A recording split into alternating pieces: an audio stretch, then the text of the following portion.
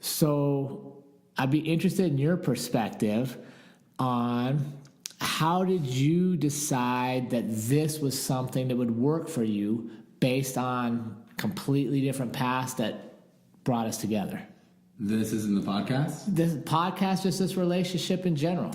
Yeah, well, when I first went to the gym, I was really heavy jiu-jitsu. So we met at the gym. We met at the gym. So I'm coaching and owning, and you're coming as a paying student, right? And I think where I want a lot of this to go is, how did you determine I wasn't a threat to stopping you from success, but I could be somebody that could help propel you there? You know, it was my personal interactions with you, because I started in jiu-jitsu, which a lot of the jiu-jitsu community likes to smoke weed, you know? And I remember a certain few people that I would roll with would always be, oh, Jared, you know, he's a cop, kind of thing. Like, don't be talking about that kind of shit, you know? And I guess subconsciously I kind of put up a small barrier because I wasn't training kickboxing with you yet, and I didn't really know you except the other bald kickboxing coach, right? Yeah. The MMA coach. And it wasn't until I actually started going to kickboxing, and it was I really started to develop my perception of you with the way that you led the practice, and with how you would give really good life lessons at the end. You would give these short speeches at the end, which I really appreciated.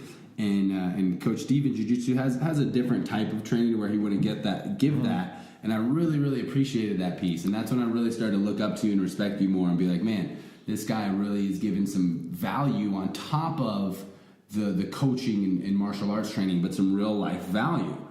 And that's when I felt like I could talk to you more. And I don't know if you remember, but there was a couple times where I would come, and I think I showed you some hemp flower. Like, would you ever use this? And you're like, I'm good. I'm good with that. And I was like, well, I can give you a sample. You're like, I won't use it. And we're pretty straightforward. So I knew that I could tell just based on that interaction that you weren't that type of person who was like, we can't work together because you're in the cannabis industry.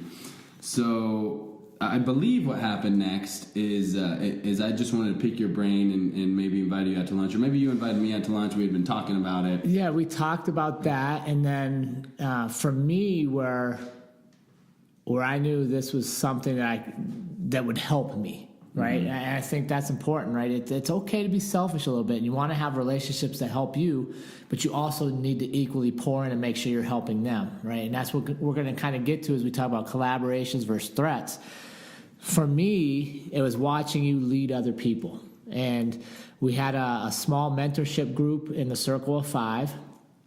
And I'd seen you in the gym, and you almost always go second in the hard drills, which means you hold for the first person and you're encouraging them. And then in the second group, like, you're always trying to motivate your teammates. So I was watching how you interacted with your teammates. I was like, okay, no matter how he makes his money, whether I use cannabis or I don't use cannabis, I like it or I don't like it, he's a dude that is doing the right things within his realm, right? So instead of looking for all the reasons we're different, I like to look at what are we doing that's similar.